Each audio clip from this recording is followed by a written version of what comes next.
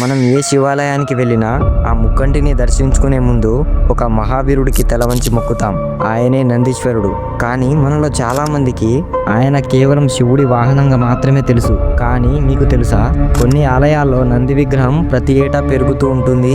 మరికొన్ని చోట్ల నంది విగ్రహం నుండి చెమట వస్తుంది. అసలు నంది కొమ్ముల మధ్య నుండి శివుడిని ఎందుకు చూడాలి?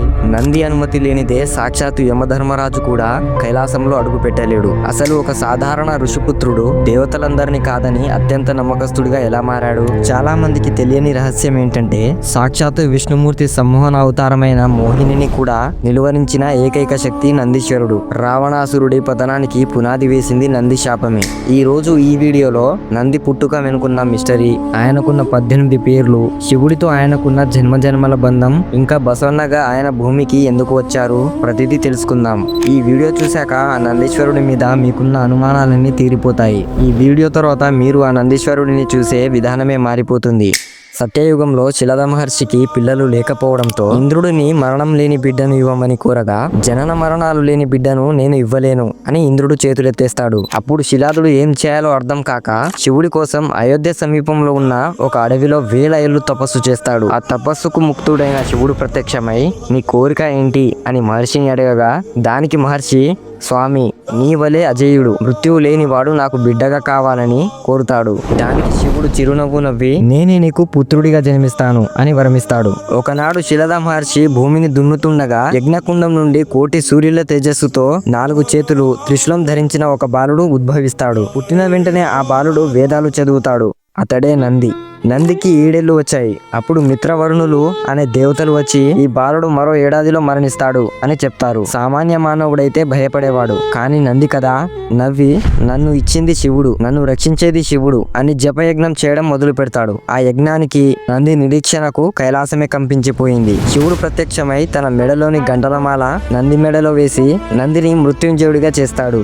అయితే ఇక్కడే ఒక రహస్యం ఉంది. శివుడు నందిని తన వాహనంగా ఎందుకు చేసుకున్నాడో తెలుసా? ఎద్దు ధర్మానికి సంకేతం. ఆ ధర్మం పెరిగినప్పుడు శివుడు తన వాహనంపై వచ్చి లోకాన్ని రక్షిస్తాడు. అయితే నంది కేవలం శాంతంగా కూర్చునే వాహనం కాదు. పురాణాల ప్రకారం నంది ఒక అజేయమైన, పరాక్రమవంతుడైన వీరుడు. అందులో మొదటిది అంధకాసుర వధ. అంధకాసురుడు శివుడిపై యుద్ధానికి వచ్చినప్పుడు నంది తన గదతో 1000 మంది అసురులను మట్టి కరిపించాడు. రెండవది త్రిపురాసుర సంహారం. శివుడి రథం భూమిలో కుంగిపోయినప్పుడు నంది తన భుజాలపై రథాన్ని మోసి తన గిట్టల శబ్దంతో శత్రువుల గుండెలు పగిలేలా చేశాడు. తర్వాత దక్షయజ్ఞం. దక్షుడు శివుడిని అవమానించినప్పుడు నంది ఆగ్రహంలో దక్షుడిని ఇంకా అక్కడున్న దేవతలను శపిస్తాడు. నంది ఆగ్రహం ముందు సాక్షాత్తు భృగు మహర్షి కూడా నిలబడలేకపోయాడు. ఇలా నంది గురించి చెప్పుకుంటూ పోవాలంటే ఇంకా చాలానే ఉన్నాయి. సముద్ర మథనంలో హాలాహలం పుట్టినప్పుడు శివుడు దాన్ని తాగుతాడు. కానీ ఆ విషపు వేడికి శివుడి గొంతు మండుతుంటే నంది తన శ్వాసతో శివుడికి చల్లదనాన్ని ఇచ్చాడు. మరికొన్ని పురాణాల ప్రకారం శివుడు విషం తాగుతున్నప్పుడు కింద పడిన కొన్ని చుక్కలను నంది నాకేస్తాడు. భక్తుడి ప్రాణం పోయినా పర్వాలేదు, దైవానికి ఏం కాకూడదన్న నంది ఆరాటం. ఆ విషం ప్రవాహం వల్లనే నందికి కూడా శివుడి వలె కొన్ని శక్తులు సంక్రమించాయి.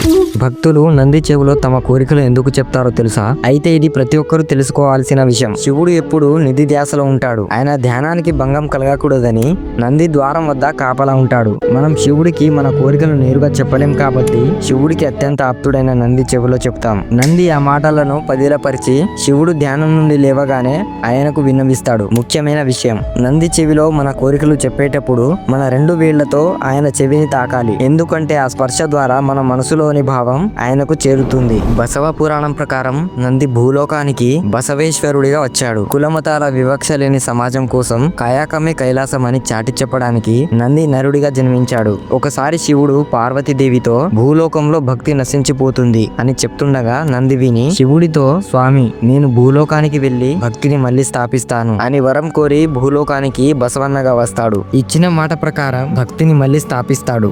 నందికి 18 పేర్లున్నాయి. అవి నందీశుడు, శైలాది, గణనాయకుడు, వృషరాజ, ఇలా చెప్పుకుంటూ పోతే 18 పేర్లున్నాయి. అవి స్క్రీన్ మీద ఇస్తాను, పాస్ చేసి ఒకసారి చూడండి. ఒకసారి రావణుడు నందిని కోతి ముఖం వాడు అని ఎగతాళి చేస్తాడు. దానికి నందికి కోపం వచ్చి, నా వంటి కోతుల వల్లనే లంకా దహనం అవుతుందని శపిస్తాడు. ఆ శాపమే హనుమంతుడి రూపంలో రావణుడిని అంతం చేసింది. విష్ణుమూర్తి మోహినిగా మారినప్పుడు అందరూ మోహానికి లోనవుతారు. కానీ నంది మాత్రమే తన ఇంద్రియాలను జయించి శివుడి ధ్యానంలో ఉండిపోతాడు. అందుకే నందిని జితేంద్రియుడు అని అంటారు.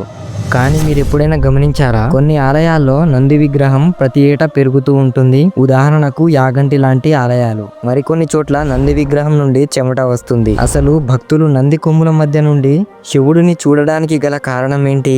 అయితే ఆంధ్రప్రదేశ్లోని కర్నూలు జిల్లాలో ఉన్న యాగంటి క్షేత్రం గురించి మనలో చాలా మందికి తెలియకపోయి ఉండొచ్చు. అయితే ఇక్కడి నంది విగ్రహం ప్రపంచంలోనే అతిపెద్ద మిస్టరీగా మారింది. స్థానికుల కథనం ప్రకారం గతంలో ఈ విగ్రహం చుట్టూ ప్రదక్షిణలు చేసే వీలుండేది. కానీ ఇప్పుడు విగ్రహం పరిమాణం పెరగడం వల్ల ఆ ప్లేస్ సరిపోవడం లేదు. Archaeological survey of India ASI కూడా ఈ విగ్రహం ప్రతి 20 ఏళ్లకు 1 అంగుళం పెరుగుతుందని నిర్ధారించింది. దీనికి కారణం ఆ రాయిలో ఉండే సిలికా అనే మూలకం అని సైన్స్ చెప్తున్న భక్తులు మాత్రం ఇది కలియుగాంతానికి సంకేతమని నమ్ముతారు. మనం నంది 2 కొమ్ముల మధ్య నుండి శివుడిని చూస్తాం. దీన్ని శృంగ దర్శనం అంటారు. దీని వెనుక ఒక అద్భుతమైన సైన్స్ ఉంది. మన మెదడులోని ఆప్టికల్ సెంటర్ అత్యున్నత స్థాయికి చేరుతుంది. నంది కొమ్ముల మధ్య నుండి శివలింగాన్ని చూడడం వల్ల శివలింగం నుండి వెలువడే పాజిటివ్ ఎనర్జీ నేరుగా మన కళ్ళ ద్వారా మెదడుకు చేరుతుంది. సాధారణంగా నంది శివలింగానికి ఎదురుగా కూర్చొని ఉంటాడు. కానీ కొన్ని ఆలయాల్లో శివుడికి కొంచెం పక్కన లేదా వెనక్కి తిరిగి ఉంటాడు. దీనికి కారణం ఆ ఆలయంలో శివుడు ఉగ్ర రూపంలో ఉన్నాడని అర్థం. శివుడి ఉగ్ర నేత్రాల నుండి వచ్చే శక్తిని భక్తులు తట్టుకోలేరని, ఆ శక్తిని నంది తన శరీరం ద్వారా పీల్చుకొని భక్తులకు చల్లని దీవెనలు అందేలా చేస్తాడు. అందుకే కొన్ని ఆలయాల్లో నందికి చెమటలు పడతాయి. ఆంధ్రప్రదేశ్లోని లేపాక్షిలో ఉన్న ఏకశిల నంది విగ్రహం ప్రపంచ ప్రసిద్ధి చెందింది. ఇది ఒకే రాయిపై చెక్కబడిన అతిపెద్ద నంది విగ్రహం. ఈ విగ్రహం యొక్క ప్రత్యేకత ఏంటంటే ఈ నంది మెడలో ఉన్న గంటలు, అలంకరణలు ఎంత స్పష్టంగా ఉంటాయంటే ఒక నిజమైన ఎద్దు కూర్చున్నట్టే అనిపిస్తుంది. ఇక్కడి నంది విగ్రహం శివుడిని చూడకుండా ఆపోజిట్ డైరెక్షన్ లో తన వెనుక ఉన్న శివలింగాన్ని చూస్తూ ఉంటాడు. నంది అంటే కేవలం ఒక రాయి విగ్రహం కాదు. నంది భక్తికి, సహనానికి, ఇంకా ఏకాగ్రతకు నిదర్శనం. యజమాని కోసం తన ఉనికిని మర్చిపోయి సేవ చేసే ఆ గుణమే నందిని దైవ సమానం చేసింది. మీరు నంది చెవిలో కోరిన కోరికలు నెరవేరాయా? మీరు ఏదైనా వింత నంది విగ్రహం చూసుంటే మీ అనుభవాన్ని కామెంట్స్ లో చెప్పండి. ఓం నమః శివాయ అని కామెంట్ చేయడం మాత్రం మర్చిపోవద్దు.